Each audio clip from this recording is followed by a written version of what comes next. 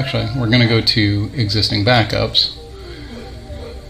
We're going to do a browse for image file, or it'll be in our last ones here. I'm just going to double click it and I'm going to hit restore.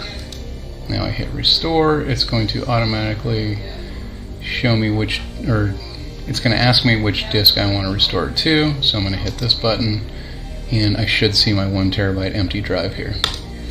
I've chosen that one, so it's plugged into here. Now it's going to create the exact same partitions